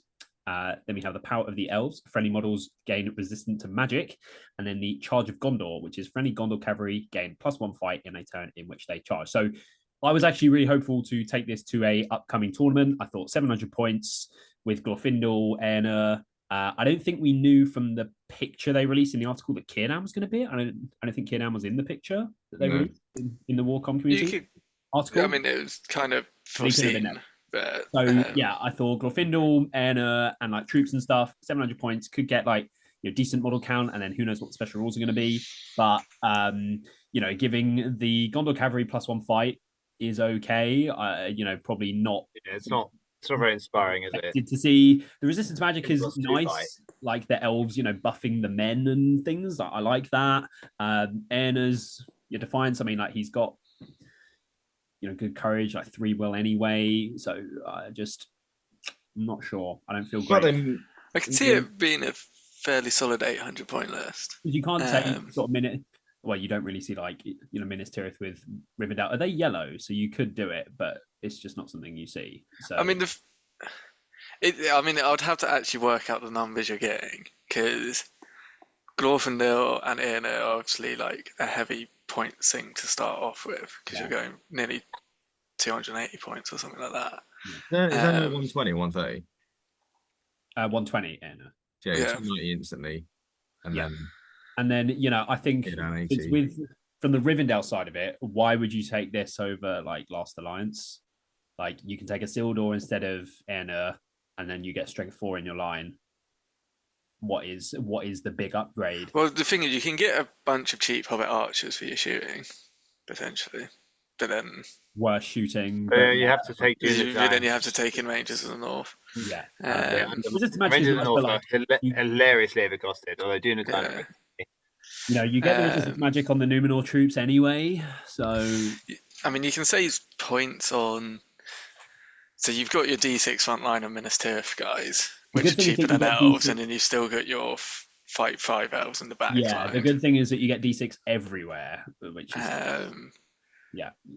I think it's probably fairly balanced. It seems just on the face value of it. I don't think it's gonna start winning events, but I also don't think if you take it, you feel like you may as well have not rolled a dice. I see this as like the Defenders of the Erebor Legion for this book. I just hoped it was going to be better than that. To me, this is the Defenders of Erebor. I think it's better than Defenders of Erebor. I'm sure it is. It's just in the same like bracket of meh. Just the cavalry, raw there just feels like such a slap on. Like the other two. I mean, I'll take it. About It just feels like But having fight 4 cavalry on the charge is when you want fight 4 cav. So but like knowing as we do that fight 4 just sort of isn't really enough. It's just like this is like, oh, you'll take all these Knights of Gondor. It's like, people don't do that though. Oh no, I'm more thinking you're still only taking a couple, and there's still your objective holders. It just means that actually they can also objectives better. It does mean that Aranath gets fight 7 on the charge. Yeah. Which is not actually worthless. That's pretty cool. Yeah, you've then got 2 fight 7 heroes. Wait, it's on the it's less valuable than because you've got Gondor cavalry, isn't it? Yeah, Gondor cav. Okay, maybe not so. Would mean the captains would get fight 5, but I mean, you still would rather have it. You just take it high off captain. I think if you can get sort of the 2 main named heroes, Círdan and a captain with 40 models at 800 points, you've got a solid list. Yeah. What's a captain Minas Tirith? 50. 800. Yeah, 50. It's 420 worth of heroes. Yeah. And then half your troops are going to be Warriors of Minas Tirith. Yeah. So say why is it 420 worth? Is that including a captain minister? Yeah. Yeah. You don't have March So if you you don't got take March. captain. So it's 420. Then half your troops are 9 points, and then half your troops are say, I don't know, including maybe 11. If you 11 spear and then a banner. You know, it's. You probably you're scraping to about 40. Yeah, if you got to 40, then that's great. If it's like 36, 37. Either way, I don't think it's going to be a meta definer, but I think a good player will be able to do well with the list. Does it say who the leader is? No. Oh no. Can it be either? Because if it can be either, then you obviously it'll be Glorfindel. Yeah, I assume so. Yeah, and Arnor just runs in. Yeah. 7. Always charging as well. So. Yeah. It's just a mere list. I don't know. Yeah, it's like. But this way, it's more of a me style list, I think we can say, than it is you guys which is style not list. the list. I was actually planning to buy Earnur today and then paint him up for contest. I may still do that. I don't know. But... I mean, considering this is probably the only way you're ever going to take Earnur, unless if you can do the Minister and take him with Boromir and whoever. So stopping you. I mean, this is probably actually, if we're looking forward to the new edition, what a lot of the army lists are going to look like. That's fine. If every army list is something, this is fine. Yeah. Then you want to play. You want to play and feel that it's equal. But I mean, unfortunately, for however many months this is going to be for, maybe 3-4 months. This definitely. Yeah, it's a U list, Ali, and it's a bit of a. Apart from the fact it's got elves, like obviously. Yeah. Just there. I expect people. But this kind of thing could be ported over to the new edition. But obviously, I think they're trying to make those kind of legions in new edition more about moments from the films than or the books. Was it also books? I thought it was more. Yeah, there's films and books. Okay, I just thought it was more centered around the films. Well, no, the first book we're gonna get is focused on the films, and then we'll get the sort of book. The legacy one. not legacy. Sorry, Legacy is different. The armies. Yeah, like at a later date. Yeah. Okay. So we will move on from this one, and we will go to the Army of Arnor. Here we go, folks. So the composition is Arvadur, Aranarth, Malbeth, Argadir, the Captain of Arnor, Ranger of Arnor, Dunedain, the Warrior of Arnor, Knight of Arnor, and the Ranger of Arnor. So Arvadur must be taken and must be the leader. Rangers of the North and Dunedain gain the Arnor keyword. And then we have 3 special rules. Protect the kin. Friendly Arnor models within 6 inches of Arvadur automatically pass courage tests. Power of the Seer. Friendly Arnor hero models gain +1 when rolling for Malbeth's Gifts of Foresight special rule. And then we have Foresight of the Eldar. Malbeth gains Elrond's Foresight special rule. Jesus fuck. Ludicrous. So, okay, Elrond's Foresight special rule is amazing. I have no idea. Like, I just think you compare Fraecht to this shit, and you think, like, what the hell? So is Malbeth just like of a worse Malbeth, and Malbeth's like. Why is Malbeth Círdan is what I want to like. Why is Malbeth so fucking good? Like what? He has a gift of foresight. Is he literally telling every guy within 6 of him, like, watch out, bro? That guy's gonna stab you. Nice dodge, bro. Here's the Arnor army list, which is already fairly good, with your new additional tools to cover the weaknesses you did have. You can have Rangers of the North and Dunedain as well. Yeah, have a few, and then have a few more buffs to Malbeth, and then you got the Legion. Actually, conversely, unlike Aranath, I actually think Aranath here is really good because he's a second striker. Yeah, his profile is kind of like meh, but like another 3 might second striker. You don't need 2 captains, and he's a hero of valor, which means that you can bump up the models you can take. So now you can go like Arvadur, Malbeth, captain, and then you can say Aranath, and also he also has the main thing this is losing is the hobbits. You can't take the hobbits in this. That's the only thing that this is losing out on from the regular Arnor army list. But like, I think Jake will get over not having his 1 hobbit. Yeah, the Warhorn is the thing, right? The Warhorn is the only thing that you're actually like losing, I would say. Arnor as well being your fight 5 striker as well with a 50-50 Fury save. Yeah, I mean that is just fucking stupid. 50-50. Like D7 captains getting a 50-50 Fury save. Technically, there is enough. Like I said, technically there is enough here, which is that you can't have the hobbits in this version of the list. You can't have the Warhorn. But at 700, you may have to make do by saying like, right, well, I can have. You can throw I'll have to make do with my 6-inch auto passing courage test. And now Argadir is not my only striker. And now I can actually keep him safely behind the line. Now I can just win priority last turn with my foresight points anyway. When there's no. I mean, it still will have the similar issue in that it's just a strength 3 horde. So like I mean, it's the boring thing of it's like how many foresight saves do I pass when I do lose combat? Yeah. I want to say that getting the Elrond foresight is just hilarious. It's like I was thinking like we'd get some sort of like in a similar way to the Shade. You say like, right, what's a really obvious problematic thing that is like kind of shit negative to play against? It's like Malbeth, right? Obviously, but the response is make him better. It's like if you nerfed his rule to a 6+ only and was like you can't modify it with might. But then said also he gets the gift of foresight like Elrond. It's like that is a sensible compromise that improves the ability to play against him, and also gives him a equivalent rule, which is maybe more thematic anyway. Because like it doesn't really make sense that this guy supposedly, like I was saying, joking earlier, he supposedly is like helping people avoiding to get hurt somehow. I just have no words. It's just so like, you just made everything better. It's like cool. That's probably the most complete, one of the best army lists in the game as a pure list. Let's just buff it like a lot. See what happens. Game's gone. Is Jake Wilson very happy right now? I would be surprised. No, because other people are going to be able to buy it. I mean, that's it. Like other people have access to the low price of £57 for like 12 models. Ali's happy with Gothmog and is. Oh yeah. The problem though is I'm there going. It's still I'm only fight 3 in that army list. Oh yeah, you're still getting outnumbered. Still gonna like sometimes it is still gonna just body you, and you're like you just charge Argadir, and he'll be like, sorry, I just rolled 4 pluses, and he just tanked it.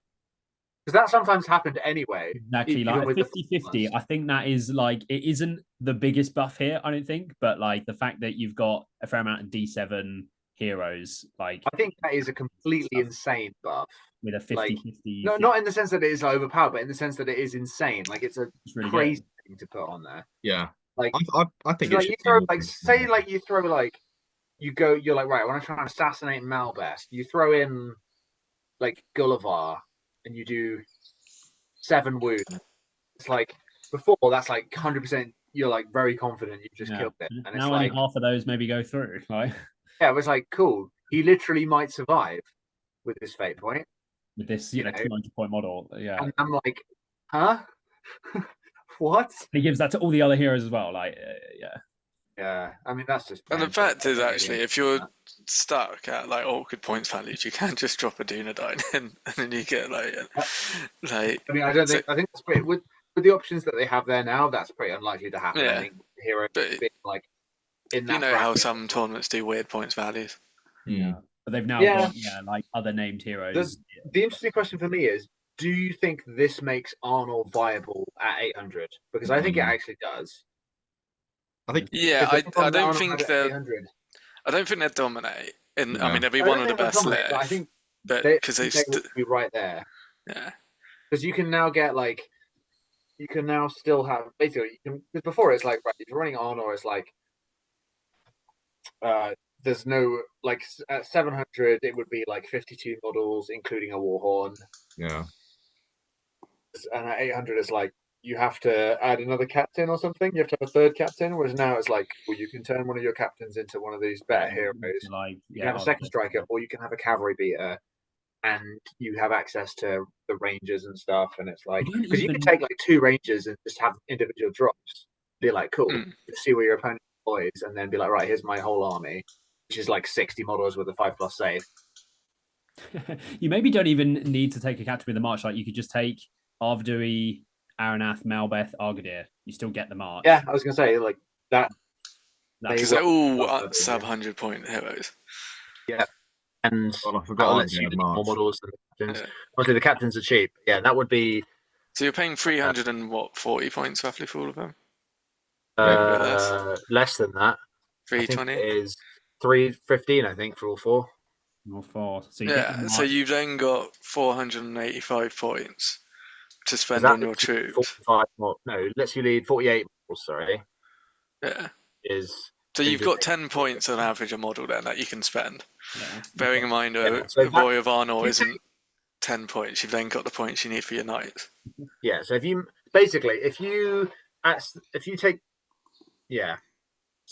take those guys and a banner, and I've just maxed out Warriors of Arnor here because obviously you gotta do the range as well, but like if you have some cav and some rangers with spear, 750 looks pretty terrifying. You've probably got a 48 model list and then you could throw a couple of rangers to bump it up, a couple of Dunedain to bump it up to 800. You'd probably only be running like 56 models, but you would have a lot more tools. That would be like with like 4 cav and maxed out bows. Only 56. I know, but considering it's 700 currently, they get 52, and that's with a warhorn. This would be without a warhorn. Like, it's not actually that big of a numbers jump up, but the ability to deal with things would be way higher. Yeah. You've also got way more versatility in your might usage as well. Yeah, and you're getting the full supplements for free, just added in. Like, that's a huge. Yeah, exactly. That is a little bit cronk. At 800, you throw in the 2 Dunedain for drops, and they can be standfast at courage 4. Like. It is there going, as much as magic's annoying, I'm glad it's in the game because at least there's something to try and stop Malbeth saves.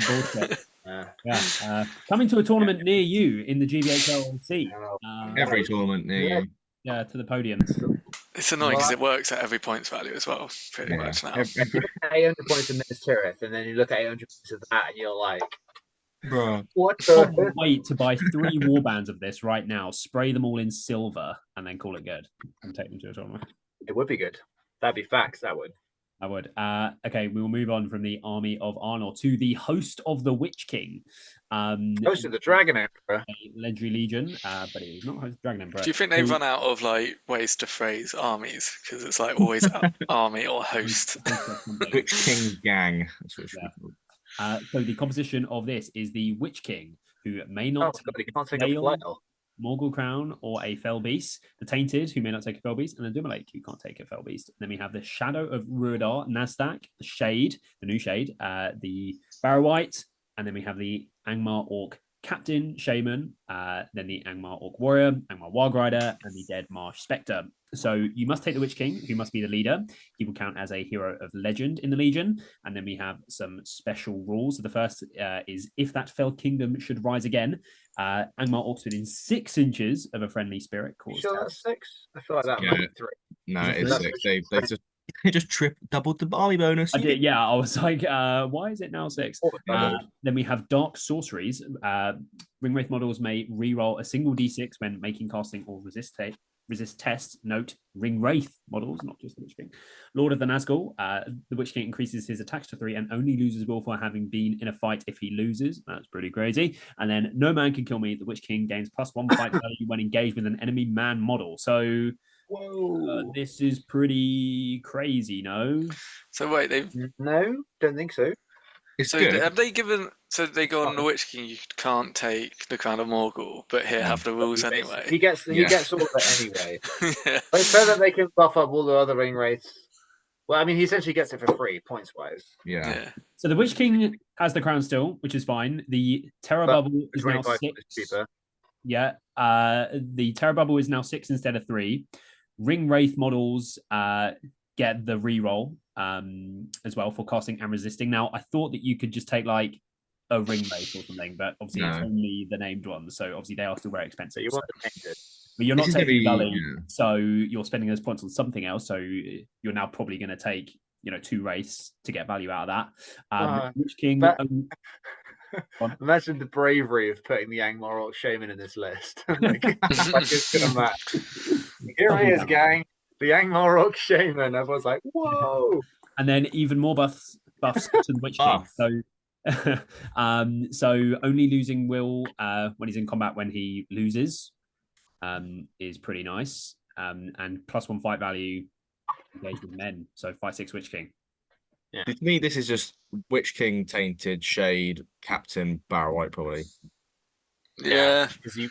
Like it's basically what a standard Angmar list would look like without Gulliver now. Yeah. 6-inch. Yeah, I mean, and the fact that the shade is like new shade is like new shade. Yeah. Let me think about this. How much would the Witch King be? I'm so used to having the crown. It's like, but if you think you just get your banner for free, yeah, ish. He's like what 145, like 314 2. No, it would free fate in that. You don't have to pay for the crown. He'd be like 20. Yeah. So I mean, so the Witch King is insanely good value. More so. Yeah, but like that doesn't really. That's basically you're just essentially getting points off. So the Dwym Lake still sucks. The thing with this list is the Dwym Lake still blows. Obviously, Tainted is good, but also like you're basically losing out on something like a fighter, like a Burdhur or a. Like the fact that this doesn't have anything that could do with combat is actually kind of, I don't think this is that good. Like I think this is good in the same way that Angmar has often been good, but if you take away the shade, essentially, because the shade as we know it doesn't exist anymore, you take away Felbeast, you take away Gulliver, you take away Burdhur, what's left? It's like cool, 5/6 Witch King against men. It's like cool, that's gonna be good versus Easterlings and Gondor. The buffs to the Witch King doesn't do much. Yeah, they are nice, but like, are they actually going to change that much on the Witch King? Not losing well when he wins combat is pretty cool, actually. But the what exactly in this list is going to kill stuff? I don't think it's very good. And the problem is, you still don't want the Witch King in combat unless if it's a guarantee win kind of sort of situation. The performance of the list isn't do the heavy lifting that a Burdhur would have done. Yeah. The overall performance of the troops and everything isn't going to be changed that much by the buffs to the Witch King. The 6-inch Terrorlight, I don't think was really much of an issue to keep up with the 3 inches anyway, usually. Like, it wasn't that bad. Shadow of Rhudaur is the most interesting addition here, I think. And I know we said he wasn't that good, but like... No, but I think the problem is the fact that he may be considered now shows the list isn't that great. Yeah. The thing is that basically if you play against anything like 700 points up that is troop centric, that doesn't rely on their heroes, you're just having a really bad time with this. This is going to get absolutely fisted by that Angmar list. Sorry, Arnor list we just talked about. That will absolutely bend this over. I mean, and also to be honest, I think the Glorfindel Legion would bend this over as well, which it should do. To be fair, any list thematically it should, yeah. Any list that just doesn't rely on fucking a 200-point hero to do all the heavy lifting like an Aragorn or whatever, you're just going to be laughing at. It's just not good. Let's just work this out. It's like, I don't think it's not a terrible list. It's just normal Angmar is better. This wouldn't be scary to face, I don't think. Yeah. I would rather take a Witch King with a Gulliver and do 3 inches. Well, I'd rather, even if I'm not taking Gulliver, I'd rather take How much was the Shadow of Rhudaur? Is he 85? 80. Yeah. 80. 80.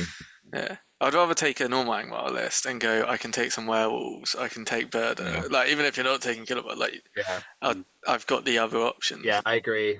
The werewolves and stuff really changed this because the buffs to the Witch King are really kind of like the main thing here. Like the reroll to the Witch King isn't getting nice, though.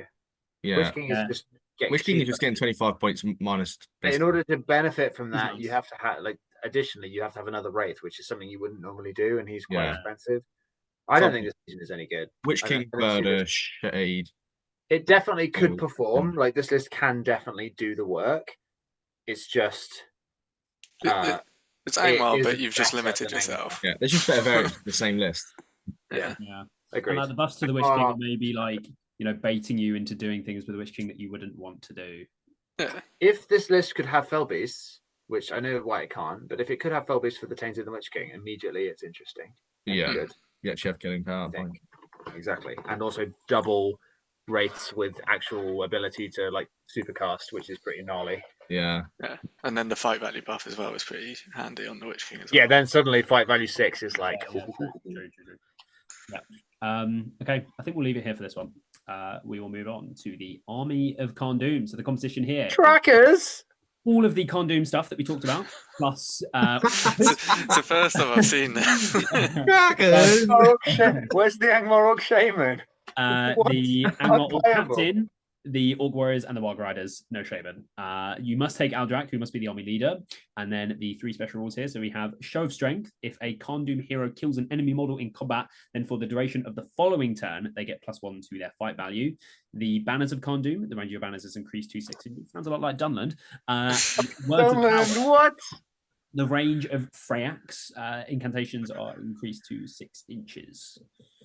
What do we think this does? So, Orcs don't get Carn Dum but special rules. So the Fraecht thing doesn't affect the Orcs. No. So that's still bad. If it affected the Orcs, that would be more interesting. I like that there's Wild Riders in this. That's cool. Yep. It's basically going... Strength of Carn Dum. If you permanently got to keep that, that'd be fucking sick.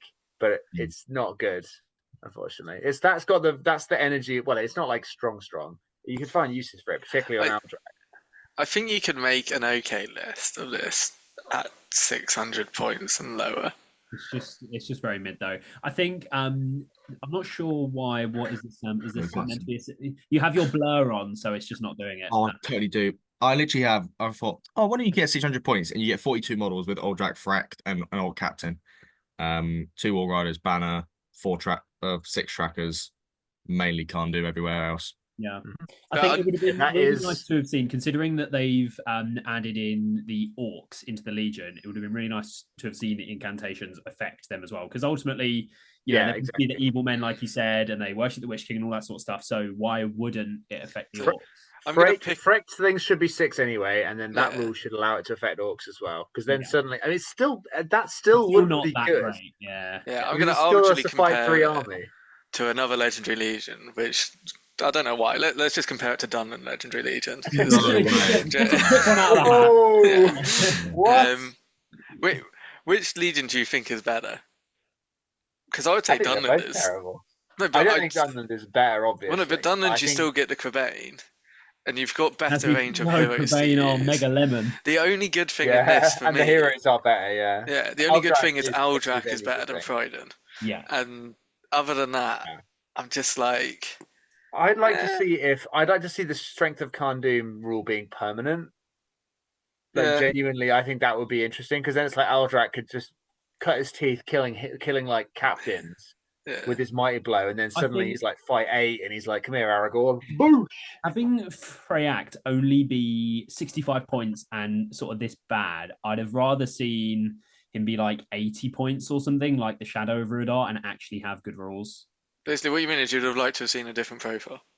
Yes, because the only good hero is Aldrac. Why not make him? If you're going to give him tiny range, at least make the rules actually good, like full rerolls to wound. Yeah, reroll 1s to wound. One of them seems pretty good, and one of them is just not very good. So just remember, he's only 10 points less than Malbeth. The bargain, mate. 15 points. Big up Fraecht. 15, Malbeth is 8. Arnor needs the buffs. Sorry, I completely changed my opinion. Arnor needs those buffs from Malbeth. It just isn't. But the thing that does entertain me about this is it does feel like it was again, we're just going to do Dunland 2.0. But it's like, but we don't have any like mounted Carn Dum guys. It's like, okay, just chuck in some Warg Riders. Yeah. It's like, we don't have any of them with bows. Just chuck in some Warg Trackers. It is really disappointing that the men of Carn Dum are just Dunland again. Yeah. Because it's like, they're different. They're meant to be different. No one plays Dunland, so maybe we'll give them a new one. That one more. Whoa.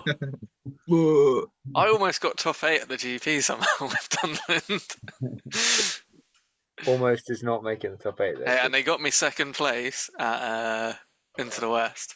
Listen, I may have used them twice. I like Dunland, but like Dunland also have several points where you're like, what the fuck is that? Like you look at the Huskars, you're like, who are you? But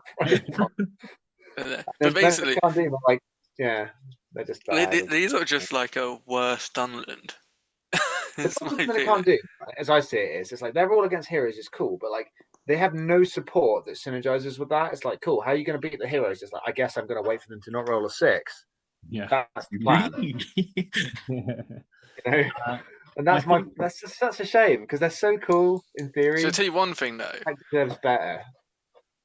Maces, strength 4, bash. I'm sold. You like for like 2 months. As long as they can act somewhat like dwarves, then you're happy. Yeah. Well, I think for now we will leave it here for the army. Let's move on. We'll move on to the Wolf Pack of Angmar. This is what I like. The composition here, we have the Wild Warg Chieftain, the Werewolves, Fell Wargs, and Wild Wargs. That's it. It's Wargs all round. Werewolves benefit from Warg Chieftains' heroic actions and standfast. So we have some rules here. The leader of the pack, the leader of this force gains an additional might, will, and fate, and is treated as a hero of valor, which will have to be the Wild Warg Chieftain. The Howl of the Wolf. Once per game at the start of any fight phase, your leader may use this ability until the end of the turn for any models gain +1 fight and reroll 1s to wound. Fight 4 Wargs. Okay. And then protect the alpha. If your leader suffers a wound, they become a 6-inch banner. Okay. And then feral charge. Your wargs gain the werewolves feral charge special. So, why is this the best legion here? 8-point knockdown wargs. They're like 7 point if you get for wild wargs. Yeah. Also, wild warg chieftains get that as well. Yeah. And fight 4. Howl of the Wolf. Yeah, they get and everything moves 10 inches. Why is this fair? Fight 6 werewolves one time only. Fight 7 on the. It is a cool I don't legion, think this is great, but this one actually is cool and playable. Yeah. Why is this the playable one? I will be using this. You'll see this on the channel, guys. I promise this. Let's bring it out. Okay, here's the question. What's the points value that this is actually really good at? What do you guys think? Because I think I'll go 500 to 600. Sort of like. Can we see an example list, Sam? I'm curious of what. So at 550, you thought, what the hell can you get? Because I think people are either going to go down the route of go on, baby, loads of wargs, or you go down the more chieftains, more werewolves, play at a, more like you can go spam Carn and get loads of horses, or you can go spam chariots and get left and be whatever.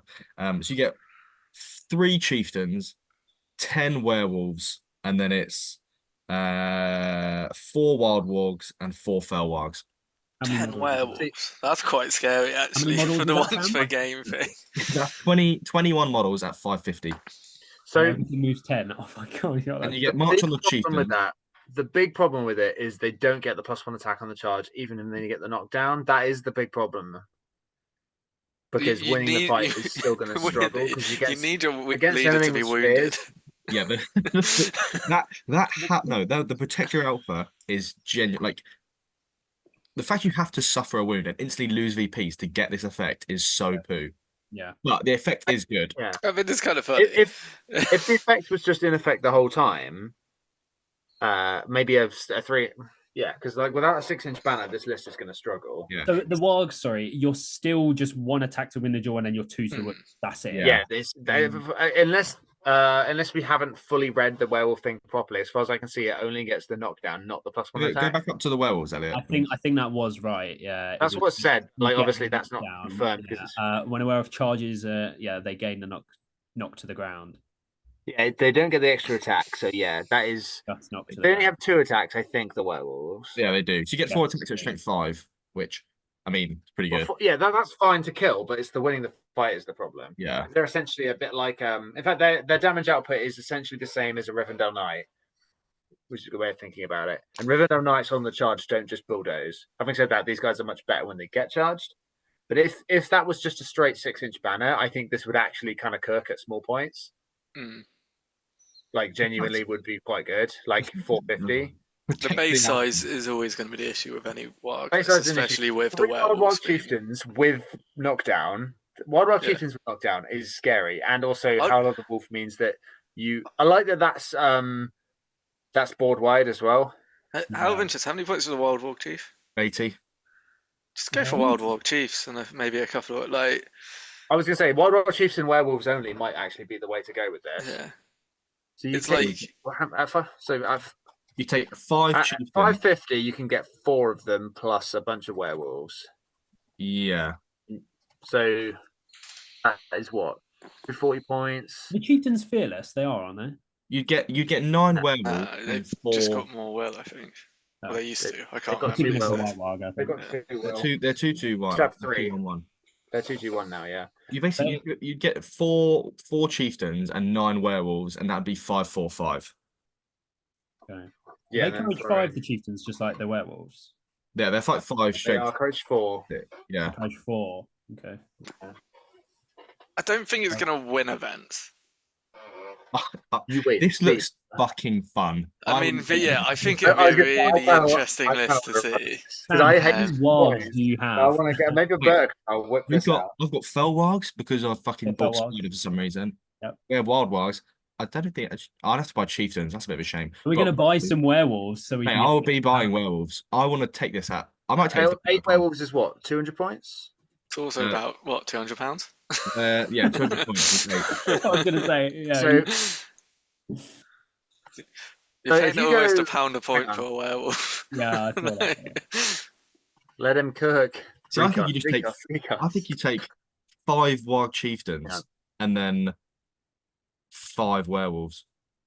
It's going to be really difficult to stop 5 warg chieftains at that low fight. With the fight 6 and the knockdown, you could have a pretty terrifying big that's turn. Not that low. Because you just go all 5 of them heroic combat turn 1 that turn.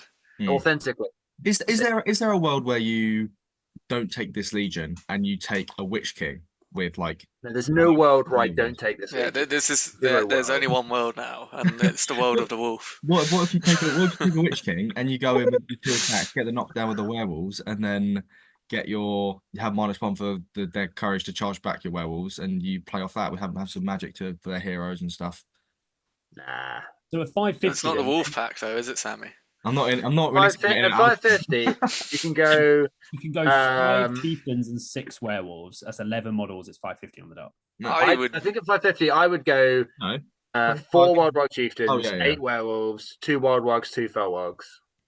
Yeah, that's 550. Then you got there's some different ways. 4 wild warg chieftains. How many werewolves? Sorry, 8. Yeah. And so that is literally like £200 on 8 models. All right, Internet Explorer, we already did that one. Settle down, son. Yes. Or I mean, if you want to just run big warg spam, you could do that.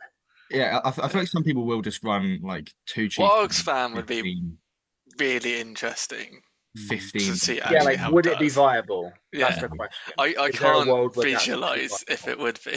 Some people were doing that already. The knockdown actually helped because the problem wargs have is they lose fights and then they just die.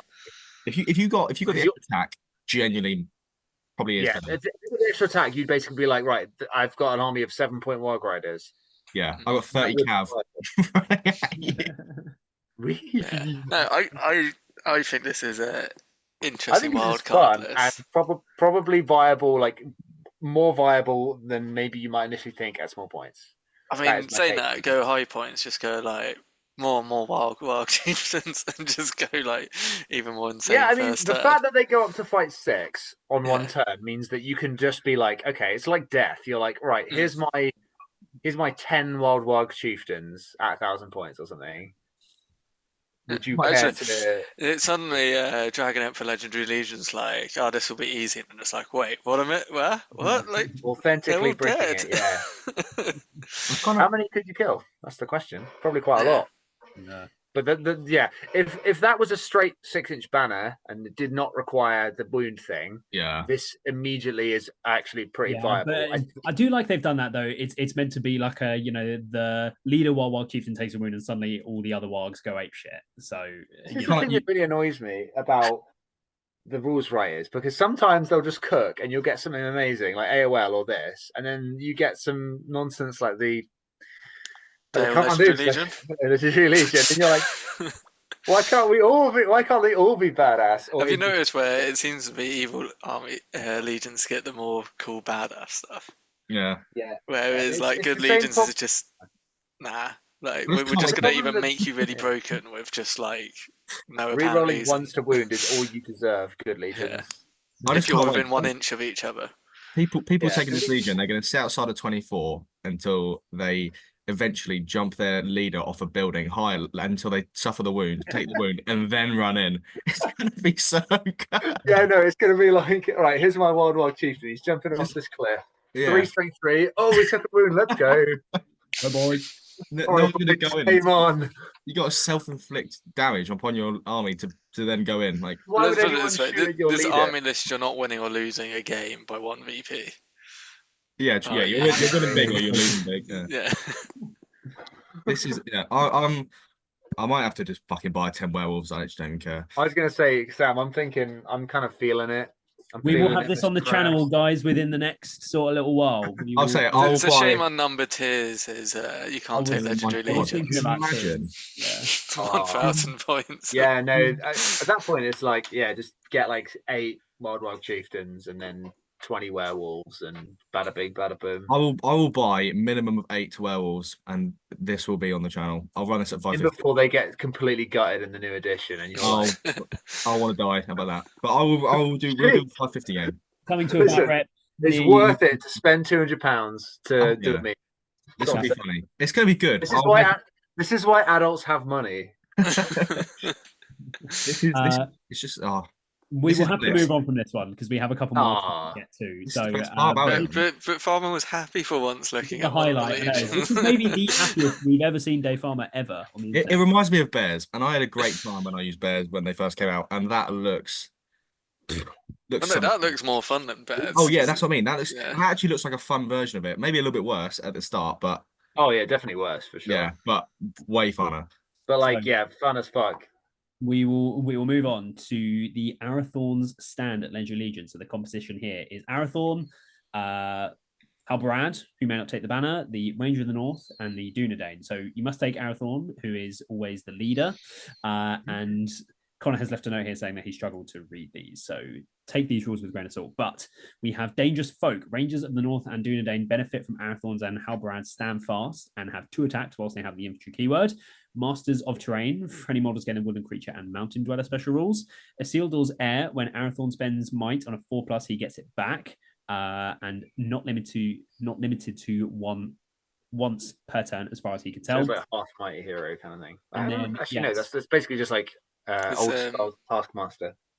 And then Silent Ambush. Ambush. Better than that because it's in scenarios where you roll for additional forces to arrive, such as those that use the reinforcements rule, you receive +1 to those rolls. In scenarios where you roll to see which part of the table you deploy in, you may modify it by +1 or -1. So this Legion and the next one is in the appendix section, I believe, of the book. I mean, this is basically, if you're playing Dunedain or like playing the Rangers, you spam Dunedain. You don't take Rangers of the North. You maybe take like 1 on horse just for mobility. You take Halbarad.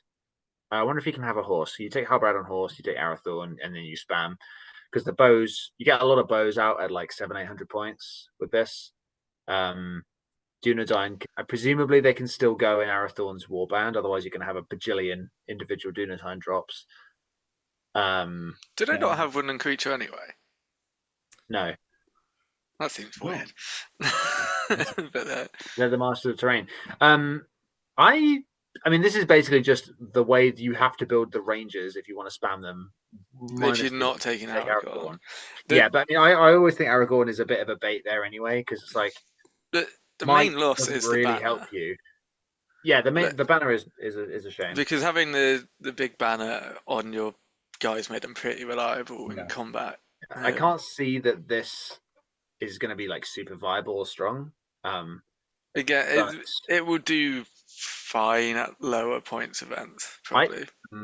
I don't think this is a lower points list. I think this is a medium to higher points list. Yeah, Dunedain in general, you just can't get the numbers. Whereas at like 700, you can look at like quite a chunky, quite a spicy meatball amount of numbers. I think that you can take a horse for Halbarad. This kind of looks like, and then you take a horse on Halbarad, you take 1 mounted ranger, then it's like 4 Dunedain per 100 points. So at 700, it's looking at 20 Dunedain, Arathorn, Halbarad on horse, Ranger of the North on horse, which is like 24 bows, all of with might behind it. Oh, that's always the fun thing about these lists. Is, whether or not you think that's good or not. Yeah, I mean, the might points. It's not going to win an event because it will just face something which, I don't know, like a wolf pack. It will just charge in and eat everything. The ghost list. Yeah, I don't think it really changes much, to be honest. It's just a slightly more viable way of playing Rangers, but then again, you can't ally, so it's like. Even the Isildur's hair, because you've got so much might in the army list, isn't it? Hair. Yeah. The hair of Isildur. Oh, yeah, he had great hair. Right hair. I think this is a theme list. You can only buy 2 werewolves at a time. You can what? Only buy 2 at a time? You can only buy 2 werewolves. It's because it's on pre-order. That's pissing me off. I need to buy 9. What's going on? Silent Ambush is actually probably the most useful one in the sense that it means that when you play like Maelstrom, you're not just something like, "Where's my army?" It's like you can at least out deploy everybody. I mean, like, it's not game changing, but it is a nice little buff. Yeah, it's a nice little. All the rocky terrain will be amazing. Well, you basically will go through any terrain you get on the board now, because they are the 2 most common is rocks or woods for difficult terrain. True that, Ali. True that. I think we'll leave it there for Arathorn's stand. Yeah, nothing much to say about that, really. To our final Legendary Legion. Angmar Shaman! Is Burdhur Horde, which the competition here has Burdhur, Angmar Orc Captain, the Shaman, the Wild Chieftain, the Angmar Orc Warrior, Wild Rider, the Hill Trolls, and Wild Warg. So you must take Burdhur. I've done lots of reading this video. The Masters of Terrain, which is for any models gain the Woodland Creature and Mountain Dweller special rules. A Fearsome Foe, Burdhur gains the Blood and Glory special rule. He also gains the Fearless special rule for the rest of the battle if he slays a hero in combat. And then Ambushers, which is basically the ambush rule from the Shire Legendary Legion for Burdhur's Warband. And he struggled to read that bit. Can I just say, I love the idea that that's actually how it's been written in the rules. Yeah. Because, it's basically the Shire Legendary Legion. So thoughts on this one? I like the rule that ambushing, but I don't think it's making it worth. Hill Trolls. I'm trying to remember the Hill Troll rules. They let you go through terrain, don't they? And also, which you've already kind of got anyway. And they also they give the Hill Troll intelligence, which is the reroll ones thing, right? Reroll 1 dice to win the duel, isn't it? Yeah. If you're within 6 of Burdhur. Yeah, the duel roll. So the ambushing rules for the Shire Legendary Legion, that's just terrain, right? Although again it seems to, like, he says he can't. Basically some kind of ambushing rule. This allows you to come on from a board edge as well. Yeah. As in, like, you can the Shire Legendary Legion is on turn 3, you automatically appear in a piece of terrain or board edge, and the caveat has to be it's a terrain that hobbits could conceivably hide in, which I mentioned wouldn't apply here. Yeah, how could the Hill Trolls? There was no. They just pretend to be rock. They got added to the thing. You're not wrong. Yeah, this one's a bit hard to be specific on. Wild Rock Chieftain, useless outside of the Legendary Legion. I don't think that is all that there is here. It's not got enough going for it. Really, nice to see the Hill Trolls have something else added in. Let's be honest. If you're taking this list, you're probably just going Burdhur and a warband of trolls because that's the cool thing to do. Not necessarily. I mean, maybe, but like this thing is, this strikes me as the kind of list that like could be viable if that ambushers rule is actually good. This could maybe be viable at very small points. Could give you some like play in scenarios and stuff, and it has the mighty Angmar Orc Shaman, which makes it OP. I think this has enough. It's got Angmar Warg Riders. I think if it had trackers, it'd be maybe viable. This kind of reminds me of like Fell Beings in the sense that ultimately like an orc army can win with stuff, and you have something that can be a bit of a game changer, like a Spider Queen, who isn't unique to the Legion. But if that ambushers rule is good, then this could actually be pretty tasty. I think the problem is it just relies on Burdhur to be. Yeah, exactly. It's the same thing with Fell Beings. So it's like Spider Queen has to do the bit. But I mean, at least Spider Queen's not your lead. You've got like a drum, and you've got another hero and stuff like that. This is literally just Burdhur.